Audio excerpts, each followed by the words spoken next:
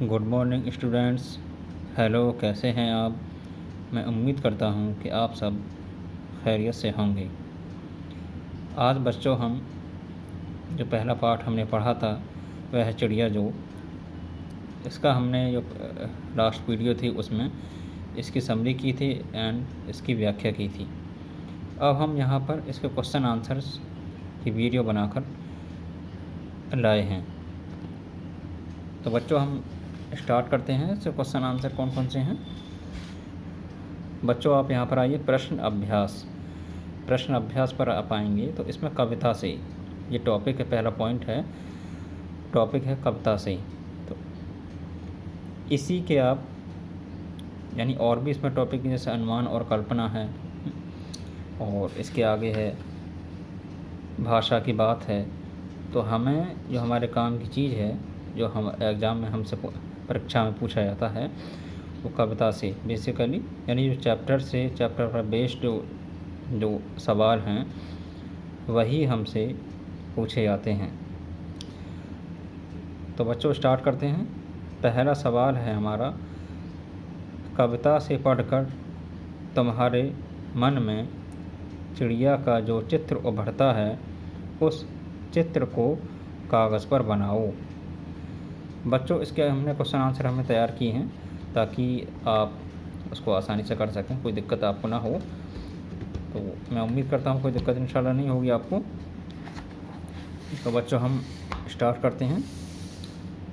ये question answer की मैं ये बनाया है, मैंने पूरा इसका तैयार किया ताकि आप सभी बच्चों को आसानी हो जाए।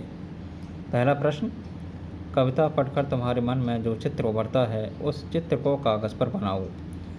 तो बच्चों इसका उत्तर आपको इस तरह देना है, कविता पढ़कर हमारे मन में ये चित्र उभरते हैं। कौन कौन से चित्र उभरते हैं? पहला चित्र उभरता है कि पॉइंट 1, नीले पंखों वाली एक सुंदर चिड़िया है। और दूसरा पॉइंट हम इसमें बनाएंगे, उसका आकार छोटा है। और तीसरा, ये चित्र हमारे मन में उभरता है कि वह मधुर आवाज़ में जंगल में गाती है। चौथा पॉइंट बच्चों, उसे बहती नदी का पानी पीना अच्छा लगता है। और पांचवा पॉइंट बच्चों, इसमें हम ये लिख सकते हैं कि उसे स्वतंत्र रूप से यानी उसे आज़ादी पसंद है, या आज़ादी के साथ रहना उसे पसंद है। बच्चों दूसरा प्रश्न, तुम्हें कविता का कोई और शीर्षक देना हो तो क्या शीर्षक देना चाहोगे? उपयुक्त शीर्षक सोच कर लिखो। यानी कविता का जो शीर्षक है वह चिड़िया जो है, तो इसका आप अपने हिसाब से यानी आप क्या सोचते हैं क्या शीर्षक होना चाहिए, या क्या शीर्षक आप देना चाहेंगे।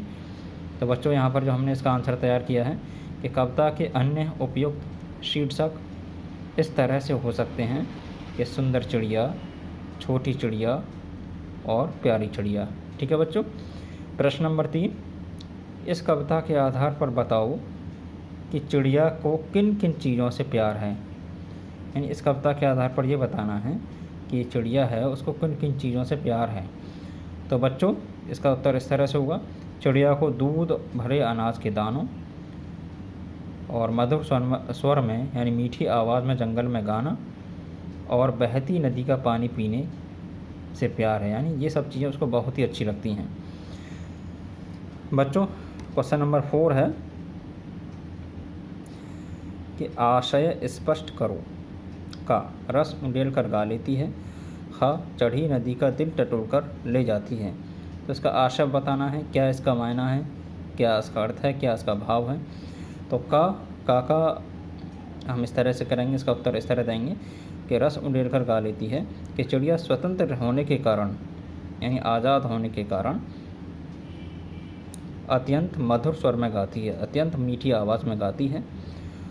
और बच्चों इसके आगे खा यानी चढ़ी नदी का दिल टटोल कर ले जाती है।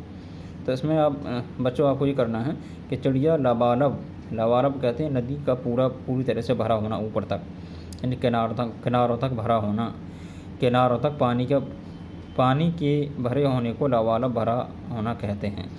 कि चिड़िया लबालब भरी नदी के जल का अनुमान लगाती है और उस अतः जल राशि में से जल का यानी पानी का मोती ले जाती है, जल का मोती ले जाती है।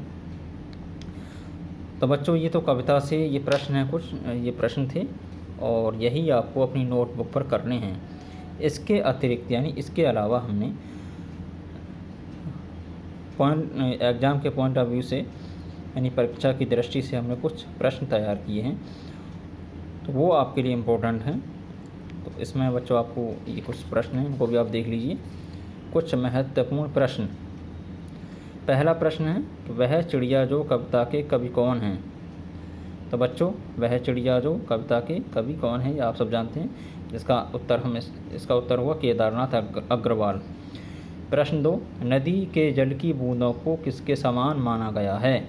तो बच्चों इसका उत्तर हम देंगे कि मोती के समान माना गया है। प्रश्न 3, चिड़िया को किस पर गर्व है।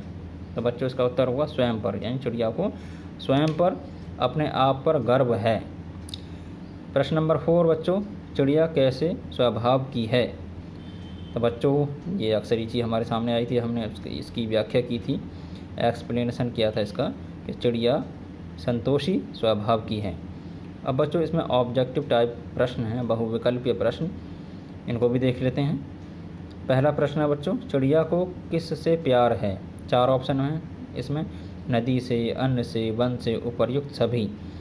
तो उपर्युक्त यानी इसका जो सही आंसर है ऑप्शन द होगा कि उपर्युक्त सभी से है। प्रश्न 2, चिड़िया किसका दिल टटोलती है। ऑप्शन 4 हैं इसमें इस तरह, पेड़ का, नदी का, वन का, अन्न का। तो बच्चों इसका उत्तर हुआ नदी का दिल टटोलती है। क्वेश्चन नंबर 3, चिड़िया वन बाबा के लिए किस तरह से गाने गाती है। पंख फैलाकर, दिल खोलकर, दुखी मन से, कंठ खोलकर। बच्चों इसका आंसर आप सब जानते हैं, बहुत आसानी से आप दे सकते हैं कि चिड़िया वन बाबा के लिए कंठ खोलकर गाने गाती है। क्वेश्चन नंबर 4 है, वह चिड़िया जो कविता से क्या संदेश मिलता है, यानी आप इससे क्या सीखते हैं, क्या चीज़ हमें हासिल होती है। 4 ऑप्शन है बच्चों इसमें, घमंड करने का, मिलजुल कर रहने का, संतोष और उमंग से रहने का, बेफिक्र जीवन जीने का। तो बच्चों बिल्कुल आप आसानी से इसका कर सकते हैं, संतोष। इसका ऑप्शन सा जो है वो सही होगा इसमें, संतोष और उमंग से रहने का। तो बच्चों इस तरह से चैप्टर फर्स्ट हमारा मुकम्मल हो गया, यानी पहले जो वीडियो हम लेकर आए थे उसमें हमने इसकी समरी और एक्सप्लेनेशन किया था इसका। अब बच्चों इसमें ये क्वेश्चन आंसर हैं, प्रश्न उत्तर हैं। अब ये इस तरह से चैप्टर हमारा फर्स्ट मुकम्मल कंप्लीट हो गया। ओके बच्चों, ओके, थैंक यू।